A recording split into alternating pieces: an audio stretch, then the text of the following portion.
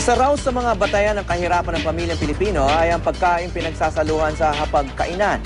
Pero ang pagkain isinama sa rekomendadong food menu ngayon, tila bitin daw ayon sa National Nutrition Council. Narito ang special report.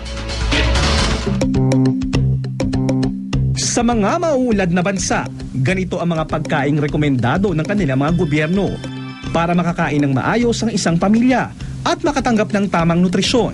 Dito naman sa Pilipinas, ayon sa National Statistical Coordination Board, sakto na raw ang 172 pesos kada araw para makakain ng maayos ang isang pamilyang taga Metro Manila na binubuo ng 5 miyembro. Basta raw itlog, kaping may gatas at kanin para sa umaga, nilagang munggo na may dahon ng malunggay, kanin at saging na latundan sa pananghalian, pandesal sa merienda, at pritong tulingan, nilagang kangkong at kanin naman para sa hapunan. Kailangan lang ng isang pamilya na may 5 miyembro ay 172 pesos para mabili nila yung minimum food requirements na low cost but at the same time hindi nasasakripisyo yung nutritional requirements na kailangan ng isang individual. Ang mga nakakakain daw ng ganitong mga pagkain, hindi na mahirap ayon sa gobyerno. Sa nakalipas na 2 dekada, 3 beses nang nagbago ang food menu para sa pagsukat kung sino ang tunay na mahirap sa bansa. Sa dating food bundle noong 2003 halimbawa, fried rice pa ang nasa almusal ni Juan. Ang scrambled egg sa kasalukuyang food bundle, tomato omelette pa noon. Pagsapit ang tanghalian, pritong galunggong at gisadong munggo na, meron pang sahog na hipon ang nasa menu. Ngayon, wala nang galunggong. At ang munggo, nilaga na lang at may kasamang dilis. Ang pandesal na pang merienda, dati ay may palaman pa. Ang panghapunan naman, dati adobong baboy at may kasama pang gulay, nawala na sa food bundle sa kasalukuyan.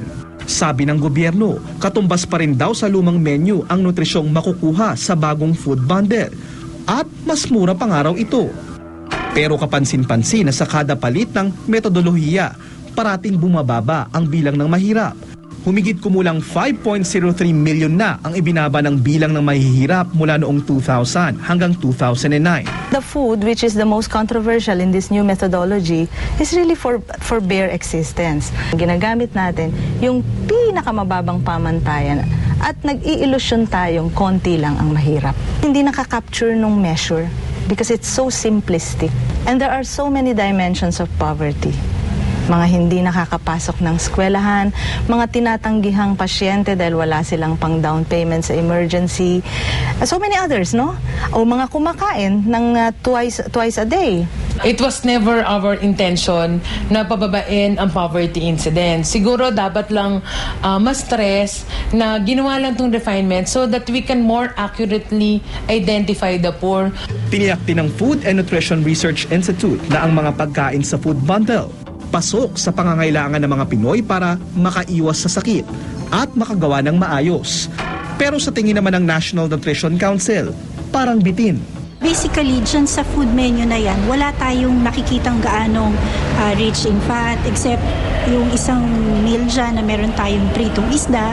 Pero bukod doon, the rest are boiled. May kulang tayo like iron, niacin, and thiamine dun sa food menu na yan. Pero yan, dahil yan ay parang typical menu lang, no, kumbaga average, depende rin yun sa kinakain mo everyday. JP Soriano, GMA News.